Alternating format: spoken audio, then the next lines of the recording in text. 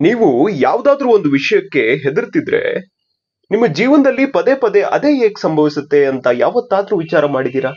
ಒಬ್ಬ ವ್ಯಕ್ತಿ ಕೇವಲ ಆಲೋಚನೆಗಳಿಂದ ತನ್ನ ಕಾಯಿಲೆಯಿಂದ ಹೇಗೆ ಗುಣಮುಖನಾಗ್ತಾನೆ? ಇವು ಪವಾಡಗಳೇ ಅಥವಾ ನಮ್ಮೊಳಗೆ ಇವೆಲ್ಲದಕ್ಕೂ ಕಾರಣವಾದ ಒಂದು ಶಕ್ತಿ ಇದೆಯಾ? ಇಂದು ನೀವು ಏನನ್ನ ಕೇಳಲಿದ್ದೀರೋ ಅದು ಕೇವಲ ಮನೋವಿಜ್ಞಾನ ಅಲ್ಲ, ಕೇವಲ ಒಂದು ಮಾನಸಿಕತೆ ಅಲ್ಲ, ಬದಲಾಗಿ ನಿಮ್ಮ ಯೋಚನೆಗಳನ್ನ ವಾಸ್ತವವಾಗಿ ಪರಿವರ್ತಿಸುವ ಆ ಅದೃಶ್ಯ ಶಕ್ತಿ ನಿಮ್ಮ ಸುಪ್ತ ಮನಸ್ಸು. ಹೌದು, ನಿಮ್ಮ ಸಬ್ ಕಾನ್ಶಿಯಸ್ ಮೈಂಡ್, ನಿಮ್ಮೊಳಗಿರೋ ಬ್ರಹ್ಮಾಂಡ. ನೀವು ಯಾವತ್ತಾದ್ರೂ ಒಂದು ವಿಷಯಕ್ಕೆ ತುಂಬಾ ಹೆದರ್ತಿದ್ರೆ ಅದು ನಿಮ್ಮ ಜೀವನದಲ್ಲಿ ಪದೇ ಪದೇ ಆಗತ್ತೆ. ಇದನ್ನ ಯಾವತ್ತಾದ್ರೂ ಯೋಚನೆ ಮಾಡಿದೀರಾ? ಒಬ್ಬ ವ್ಯಕ್ತಿ ಕೇವಲ ಆಲೋಚನೆಗಳಿಂದಲೇ ತನ್ನ ಕಾಯಿಲೆಯಿಂದ ಗುಣಮುಖನಾಗ್ತಾನೆ. ಇದನ್ನೆಲ್ಲಾದ್ರೂ ಕೇಳಿದೀರಾ? ಹಾಗಾದ್ರೆ ಇವು ಪವಾಡಗಳೇ ಅಥವಾ ನಮ್ಮೊಳಗೆ ಇವೆಲ್ಲವಕ್ಕೂ ಕಾರಣವಾದ ಒಂದು ಶಕ್ತಿ ಏನಾದ್ರೂ ಅಡಗಿದೆಯಾ? ಇವತ್ತು ನೀವು ಕೇಳಲಿರೋ ಕೆಲವೊಂದಿಷ್ಟು ವಿಷಯಗಳು ಬರೀ ಮನೋವಿಜ್ಞಾನಕ್ಕೆ ಸಂಬಂಧಪಟ್ಟಿದ್ದಲ್ಲ, ಕೇವಲ ಮನಸ್ಸಿನ ಮೂಲಕವಾಗಿ ಬರೋ ವಿಷಯಗಳಲ್ಲ, ಬದಲಾಗಿ ನಿಮ್ಮ ಯೋಚನೆಗಳನ್ನ ವಾಸ್ತವವಾಗಿ ಪರಿವರ್ತಿಸುವ ಆ ಅದೃಶ್ಯ ಶಕ್ತಿಯ ಬಗ್ಗೆ. ಹೌದು, ನಿಮ್ಮ ಸುಪ್ತ ಮನಸ್ಸು, ಸಬ್ ಕಾನ್ಶಿಯಸ್ ಮೈಂಡ್. ನಮಸ್ಕಾರ ಸ್ನೇಹಿತರೆ. ಇವತ್ತು ನೀವು ಸಬ್ ಕಾನ್ಶಿಯಸ್ ಮೈಂಡ್ ಬಗ್ಗೆ ಕಲಿತಾ ಇಲ್ಲ, ಇದ್ರ ಜೊತೆಗೆ ಈ ಒಂದು ವಾರ ಈ 7 ವಿಡಿಯೋಸ್ ಏನ್ ನೋಡ್ತೀರಲ್ಲ, ಆ 7 ವಿಡಿಯೋಸ್ ಒಂದು ಬುಕ್ಕಿಗೆ ಸಂಬಂಧಪಟ್ಟಿದ್ದಾಗಿರುತ್ತೆ. ಅದೇ subconscious mind by doctor Murphy. ನಮ್ಮ ಮನಸ್ಸು 2 ಭಾಗಗಳಾಗಿ ವಿಂಗಡಿಸಲ್ಪಟ್ಟಿದೆ. ಒಂದು ಪ್ರಜ್ಞಾಪೂರ್ವಕ ಮನಸ್ಸು ಅಂದ್ರೆ ಕಾನ್ಶಿಯಸ್ ಮೈಂಡ್, ಅಂಡ್ ಇನ್ನೊಂದು ಸುಪ್ತ ಮನಸ್ಸು, ಸಬ್ ಕಾನ್ಶಿಯಸ್ ಮೈಂಡ್. ಪ್ರಜ್ಞಾಪೂರ್ವಕ ಮನಸ್ಸು ಅಂದ್ರೆ ನೀವು ಯೋಚಿಸಕ್ಕೆ, ನಿರ್ಧಾರ ತಗೊಳಕ್ಕೆ, ತರ್ಕಿಸಕ್ಕೆ ಬಳಸೋ ಮನಸ್ಸು. ಆದ್ರೆ ಸುಪ್ತ ಮನಸ್ಸು ಯಾವುದೇ ಪ್ರಶ್ನೆ ಕೇಳದೆ ಪ್ರತಿ ಆಜ್ಞೆಯನ್ನ ಸ್ವೀಕರಿಸುವ ಶಕ್ತಿ. ಇದು ಹೆಂಗಂದ್ರೆ, ಒಬ್ಬ ಕ್ಯಾಪ್ಟನ್ ಹಡಗಿಗೆ ನಿರ್ದೇಶನಗಳನ್ನ ಹೆಂಗ್ ನೀಡ್ತಾನೋ, ಆದ್ರೆ ಹಡಗನ್ನ ನಡೆಸೋ ಎಲ್ಲಾ ಉಪಕರಣಗಳು ಮತ್ತು ಸಿಬ್ಬಂದಿ ಅವನ ಆಜ್ಞೆಯಂತೆ ಕೆಲಸ ಮಾಡ್ತಾರೆ. ಇದೇ ಉಪಕರಣಗಳು ಮತ್ತು ಸಿಬ್ಬಂದಿ ನಿಮ್ಮ ಸುಪ್ತ ಮನಸ್ಸಿನ ಪ್ರತೀಕಗಳು. ನಿಮ್ಮ ಈ ಸಬ್ ಕಾನ್ಶಿಯಸ್ ಮೈಂಡ್ ನೀವು ಪದೇ ಪದೇ ಪುನರಾವರ್ತಿಸುವ ಪ್ರತಿ ಆಲೋಚನೆಗಳನ್ನ ನಿಜ ಅಂತ ನಂಬುತ್ತೆ. ಅದು ಸತ್ಯ ಆಗಿರ್ಲಿ ಸುಳ್ಳಾಗಿರ್ಲಿ ಅದಕ್ಕೆ ಸಂಬಂಧಪಡಲ್ಲ. ನೀವು ಪದೇ ಪದೇ ನಿಮ್ಮೊಳಗೆ ನಾನು ದುರ್ಬಲ, ನಾನು ವಿಫಲ, ಜನ ನನ್ನನ್ನ ಇಷ್ಟಪಡೋಲ್ಲ ಅಂತ ಹೇಳಿದ್ರೆ ನಿಮ್ಮ ಸುಪ್ತ ಮನಸ್ಸು, ಸಬ್ ಕಾನ್ಶಿಯಸ್ ಮೈಂಡ್ ಆ ಮಾತುಗಳನ್ನ ಸತ್ಯ ಅಂತ ನಂಬುತ್ತೆ. ಆ ಆಲೋಚನೆಗಳನ್ನ ನನಸಾಗಿಸಲು ನಿಮ್ಮ ಇಡೀ ಪ್ರಪಂಚವೇ ಅದರ ಸಲುವಾಗಿ ಕೆಲಸ ಮಾಡೋಕೆ ಶುರು ಮಾಡುತ್ತೆ. ಈಗ ಯೋಚನೆ ಮಾಡಿ, ನೀವು ಪ್ರತಿದಿನ ನಿಮ್ಮೊಳಗೆ ಏನನ್ನ ಬಿತ್ತುತ್ತಾ ಇದ್ದೀರಿ? ಭಯಾನೋ ಅಥವಾ ಧೈರ್ಯನೋ, ದೌರ್ಬಲ್ಯವನ್ನ ಅಥವಾ ಶಕ್ತಿಯನ್ನೋ? ಈಗ ನಿಮ್ಮ ಮುಂದೆ ಒಂದು ನೈಜ ಕಥೆಯನ್ನ ಹೇಳ್ತೀನಿ. ತನ್ನ ಸುಪ್ತ ಮನಸ್ಸನ್ನ ಗೆದ್ದು, ಸಬ್ ಕಾನ್ಶಿಯಸ್ ಮೈಂಡ್ ಅನ್ನ ಗೆದ್ದು ತನ್ನ ಹಣೆ ಬರಹವನ್ನ ಬದಲಾಯಿಸಿದ ಒಬ್ಬ ವ್ಯಕ್ತಿಯ ಬಗ್ಗೆ. ಹೌದು, ಇದು Hollywood super star gym carry ಅವರ ಕತೆ. ದಿ ಮಾಸ್ಕ್, ಎಸ್ ಮ್ಯಾನ್ ಅಂತಹ ಸಿನಿಮಾಗಳ ಮೂಲಕ ನಮ್ಮನ್ನ ನಕ್ಕು ನಗಿಸಿದಂತಹ ನಟ. ಆದ್ರೆ ನಿಮಗ್ ಗೊತ್ತಾ, ಅವರ ಬಾಲ್ಯ ತೀವ್ರ ಬಡತನದಲ್ಲಿ ಕಳೆದಿತ್ತು. ಅವ್ರ ತಂದೆ ಕೆಲಸ ಕಳ್ಕೊಂಡಿದ್ರು. ಇಡೀ ಕುಟುಂಬ ಒಂದು ವ್ಯಾನ್ ನಲ್ಲಿ ವಾಸ ಮಾಡ್ತಾ ಇತ್ತು. ಊಟಕ್ಕೂ ಹಣ ಇರ್ತಾ ಇರ್ಲಿಲ್ಲ. ಆದ್ರೆ ಈ ಕ್ಯಾರಿ ಜಿಮ್ ರೊಳಗೆ ಒಂದು ಕನಸಿತ್ತು, ಒಂದು ವಿಷನ್ ಇತ್ತು, ಒಂದು ಕಲ್ಪನೆ ಇತ್ತು. ಹೀಗೆ ಒಂದಿನ ಅವರು ತಮಗೆ ತಾವೇ $10 ಮಿಲಿಯನ್ ಮೊತ್ತದ ಚೆಕ್ ಬರೀತಾರೆ. ಹಾಗೆ ಅದರ ಮೇಲೆ 5 ವರ್ಷ ಮುಂದಿನ ದಿನಾಂಕವನ್ನ ಹಾಕ್ತಾರೆ. ಅವರು ಪ್ರತಿದಿನ ಆ ಚೆಕ್ ಅನ್ನ ನೋಡ್ತಾ ಇದ್ರು. ಆ ಚೆಕ್ ತಮಗೇನೆ ಆಲ್ರೆಡಿ ಸಿಕ್ಕಿದೆ ಅಂತ ಕಲ್ಪಿಸ್ಕೊಳ್ತಾ ಇದ್ರಂತೆ. ನೀವು ನಂಬ್ತಿರೋ ಬಿಡ್ತಿರೋ ಗೊತ್ತಿಲ್ಲ, 5 ವರ್ಷಗಳ ನಂತರ ಅದೇ ದಿನಾಂಕದ ಆಸ್ಪಾಸ್ನಲ್ಲಿ ಡಂಬ್ ಅಂಡ್ ಡಂಬರ್ ಚಿತ್ರಕ್ಕಾಗಿ ಅವರಿಗೆ $10 ಮಿಲಿಯನ್ ಮೊತ್ತದ ಚೆಕ್ ಸಿಗುತ್ತೆ. ಆ ಚೆಕ್ ಇನ್ನೂ ಕೂಡ ಜಿಮ್ ಕ್ಯಾರಿಯವರು ಫ್ರೇಮ್ ಹಾಕಿಸಿ ಇಟ್ಕೊಂಡಿದ್ದಾರೆ.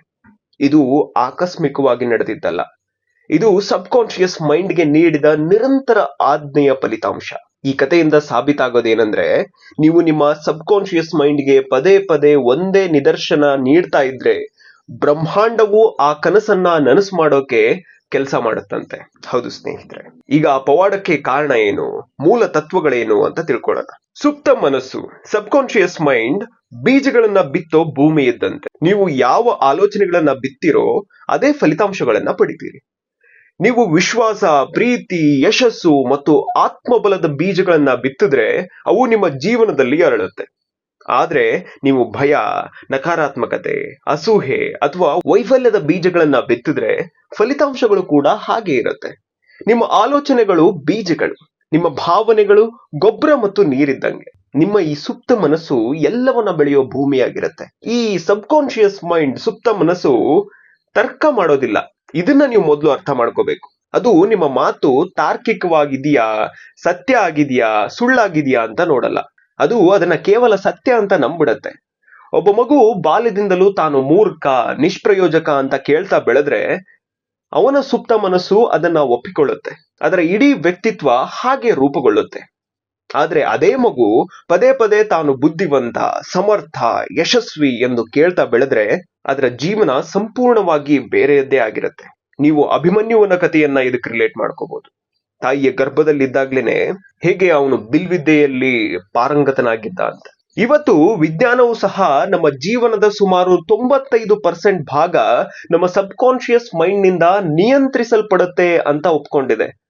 ನಮ್ಮ ದೈನಂದಿನ ಅಭ್ಯಾಸಗಳು, ನಮ್ಮ ಪ್ರತಿಕ್ರಿಯೆಗಳು, ನಮ್ಮ ನಿರ್ಧಾರಗಳು, ಇವುಗಳಲ್ಲಿ ಹೆಚ್ಚಿನವು ನಮ್ಮ ಸಬ್ಕಾನ್ಶಿಯಸ್ ಮೈಂಡ್ ನಲ್ಲಿ ಅಡಗಿರೋ ಮಾನಸಿಕ ಪ್ರೋಗ್ರಾಂನ ಪರಿಣಾಮಗಳಾಗಿದೆ.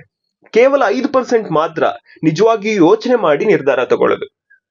ಅಂದ್ರೆ ಒಂದು ದಿನಕ್ಕೆ 24 ಗಂಟೆ ಇದೆ ಅಂದ್ರೆ ಆ 24 ಗಂಟೆಯಲ್ಲಿ ನೀವು ಎಷ್ಟು ಯೋಚನೆ ಮಾಡ್ತೀರಾ ಅಥವಾ ಎಷ್ಟು ನಿರ್ಧಾರಗಳನ್ನ ತಗೋತೀರಾ, 95% ನೀವು ಯೋಚನೆ ಮಾಡ್ದೇನೆ ನಿರ್ಧಾರ ತಗೊಳ್ಳೋದು. ಅದು ಸಬ್ಕಾನ್ಶಿಯಸ್ ಮೈಂಡ್ ಇಂದ ಬರೋದು. ಇನ್ನ 5% ಮಾತ್ರ ನೀವು ಯೋಚನೆ ಮಾಡಿ ನಿರ್ಧಾರ ತಗೊಳ್ಳೋದು.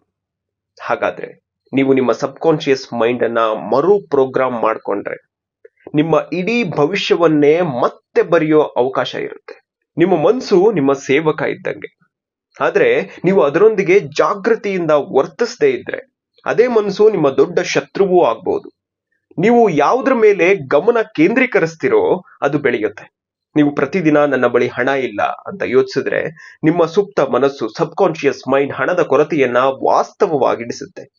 ಆದ್ರೆ ನೀವು ನನ್ನ ಬಳಿ ಸಮೃದ್ಧಿ ಬರ್ತಾ ಇದೆ, ನಾನು ಸಮರ್ಥ ಅಂತ ಹೇಳ್ಕೊಂಡ್ರೆ ನಿಮ್ಮ ಸುಪ್ತ ಮನಸ್ಸು ನಿಮಗಾಗಿ ಅವಕಾಶಗಳ ಬಾಗಿಲುಗಳನ್ನ ತೆರೆಯೋಕೆ ಶುರು ಮಾಡುತ್ತೆ. ಈಗ ಪ್ರಶ್ನೆ ಏನಂದ್ರೆ, ಈ ಜ್ಞಾನದಿಂದ ಏನ್ ಮಾಡ್ಬೇಕು? ನೀವು ನಿಮ್ಮ ಆಲೋಚನೆಗಳನ್ನ ಎಚ್ಚರಿಕೆಯಿಂದ ಗಮನಿಸಬೇಕು. ನೀವು ದಿನವಿಡೀ ನಿಮ್ಮ ಸುಪ್ತ ಮನಸ್ಸಿಗೆ ಯಾವ ಆಜ್ಞೆಗಳನ್ನ ನೀಡ್ತಾ ಇದ್ದೀರಿ ಅಂತ ನೀವು ತಿಳ್ಕೊಳ್ಬೇಕು. ನೀವು ಅದಕ್ಕೆ ಭಯ, ಅಸುರಕ್ಷತೆ, ಬಡತನ ಹಾಗೆ ರೋಗದ ಸಂದೇಶಗಳನ್ನ ನೀಡ್ತಾ ಇದ್ದೀರಾ, ಅಥವಾ ವಿಶ್ವಾಸ, ಶಕ್ತಿ, ಯಶಸ್ಸು ಹಾಗೆ ಪ್ರೀತಿಯ ಸಂದೇಶವನ್ನ ನೀಡ್ತಾ ಇದ್ದೀರಾ ಅಂತ ಯೋಚನೆ ಮಾಡಬೇಕು. ನಿಮ್ಮ ಆಲೋಚನೆಗಳ ಪ್ರತಿ ಬೀಜವು ಎಲ್ಲೋ ಒಂದು ಕಡೆ ಮೊಳಕೆ ಒಡೆಯುತ್ತೆ. ಅದು ನಿಮ್ಮ ಕಣ್ಣಿಗೆ ಕಾಣ್ಲಿ ಅಥವಾ ಕಾಣದೇ ಇರ್ಲಿ, ನಿಮ್ಮ ಸಬ್ಕಾನ್ಶಿಯಸ್ ಮೈಂಡ್ ನಲ್ಲಿ ಅದರ ಬೇರುಗಳು ಹರಡಿರುತ್ತೆ.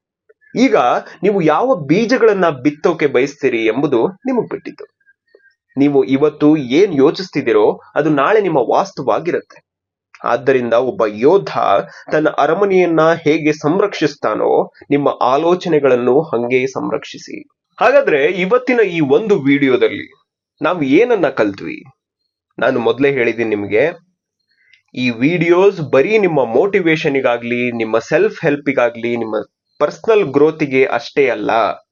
ನೀವು ಈ ವಿಡಿಯೋದ ಜರ್ನಿ ಮೂಲಕ ಒಂದು ಬುಕ್ ಅನ್ನು ಸಹ ಓದ್ತಾ ಇದ್ದೀರಿ. ಅದೇ ಡಾಕ್ಟರ್ ಮರ್ಫಿ ಅವರ ಸಬ್ಕಾನ್ಶಿಯಸ್ ಮೈಂಡ್ ಬಗ್ಗೆ. ಹಾಗಾಗಿ ಈ ಒಂದು ಬುಕ್ಕಿನ ಕೆಲವೊಂದಿಷ್ಟು ಅಧ್ಯಾಯಗಳು ಈ ವಿಡಿಯೋದಲ್ಲಿತ್ತು. ಈ ಬುಕ್ಕಿನ ಕೆಲವೊಂದಿಷ್ಟು ಅಧ್ಯಾಯಗಳು ಈ ಬುಕ್ಕಿನಲ್ಲಿತ್ತು. ಇವತ್ತೇನೇನ್ ನೋಡಿದ್ವಿ ನಾವು? ಹಾಗಾದ್ರೆ ನಿಮ್ಮ ಸಬ್ಕಾನ್ಶಿಯಸ್ ಮೈಂಡ್ ನಿಮ್ಮ ಜೀವನದ ಕಥೆಯನ್ನ ಬರೆಯುತ್ತೆ. ಅದು ಪ್ರಶ್ನೆ ಕೇಳದೆ ಪ್ರತಿ ಮಾತನ್ನು ಆಜ್ಞೆ ಅಂತ ಸ್ವೀಕರಿಸುತ್ತೆ. ನೀವು ಪದೇ ಪದೇ ಯೋಚಿಸೋದೇ ನಿಮ್ಮ ಹಣೆ ಬರಹವಾಗತ್ತೆ. ನೀವು ನಿಮ್ಮ ಆಲೋಚನೆಗಳನ್ನ ಬದಲಾಯಿಸಿದ್ರೆ ನಿಮ್ಮ ಪ್ರಪಂಚವನ್ನೇ ಬದಲಾಯಿಸಬಹುದು. ಜಿಮ್ ಕ್ಯಾರಿ ಅವರ ಕತೆ ತೋರಿಸಿದಂತೆ ಒಂದು ಬಲವಾದ ಪುನರಾವರ್ತಿತ ಸಂಕಲ್ಪ ವಾಸ್ತವವಾಗಿ ಪರಿವರ್ತನೆಗೊಳ್ಳುತ್ತೆ. ಈಗ ನಿಮ್ಮ ಸುಪ್ತ ಮನಸ್ಸನ ಶಕ್ತಿಯನ್ನ ಅರ್ಥ ಮಾಡ್ಕೊಂಡಿದ್ದೀರಿ. ಮುಂದಿನ ಹಂತ ಏನು? ಮುಂದಿನ ಭಾಗದಲ್ಲಿ ಕಲ್ಪನೆ, ವಿಶ್ವಾಸ ಮತ್ತು ಸ್ವಯಂ ಸೂಚನೆಗಳ ಮೂಲಕ ನಿಮ್ಮ ಸುಪ್ತ ಮನಸ್ಸನ್ನ ಹೇಗೆ ರೀಪ್ರೋಗ್ರಾಮ್ ಮಾಡಬಹುದು, ಮತ್ತೆ ಇತರ ಕತೆಗಳಲ್ಲಿ ಮಾತ್ರ ಕೇಳಿರುವಂತೆ ಪವಾಡಗಳನ್ನ ಹೇಗೆ ಮಾಡಬಹುದು ಅಂತ ತಿಳಿಯೋಣ. ಮರು ಪ್ರೋಗ್ರಾಮ್ ಹೆಂಗ್ ಮಾಡಬಹುದು? ಹಾಗೆ ನೀವು ಕತೆಗಳನ್ನ ಕೇಳಿರ್ತೀರಾ, ಲೈಫ್ ಡ್ರಾಸ್ಟಿಕಲಿ ಚೇಂಜ್ ಆಗೋದ್ರ ಬಗ್ಗೆ. ಅಂತಹ ಪವಾಡಗಳನ್ನ ಹೆಂಗ್ ಮಾಡೋದು ಅಂತ ತಿಳಿಯೋಣ. ಹಾಗಾದ್ರೆ ನೀವು ಸಿದ್ಧರಾಗಿದ್ದೀರಾ ಅಂತ ನಾನು ಭಾವಿಸ್ತೀನಿ. ನಿಮ್ಮ ಕನಸುಗಳಲ್ಲಿ ಮಾತ್ರ ಕಂಡಿರುವ ಎಲ್ಲವನ್ನ ನಿಮಗೆ ನೀಡಬಲ್ಲ ನಿಮ್ಮೊಳಗಿನ ಶಕ್ತಿಯನ್ನ ಭೇಟಿಯಾಗಲು. ನಮಸ್ಕಾರ ಸ್ನೇಹಿತರೆ, ನಾನು ಮತ್ತೆ ನಿಮಗೆ ಸಿಗ್ತೀನಿ ಮುಂದಿನ ವಿಡಿಯೋದಲ್ಲಿ. ಈ ಬುಕ್ಕಿನ 2ನೆಯ ಭಾಗವಾಗಿ, ಹಾಗೇನೆ ನಿಮ್ಮ ಲೈಫಿಗೆ ಕಥೆಯ ಮೂಲಕ ಕೆಲವೊಂದಿಷ್ಟು ವ್ಯಾಲ್ಯೂನ ಆಡ್ ಮಾಡೋಕೆ ನಾನು ಮತ್ತೆ ಬರ್ತೀನಿ.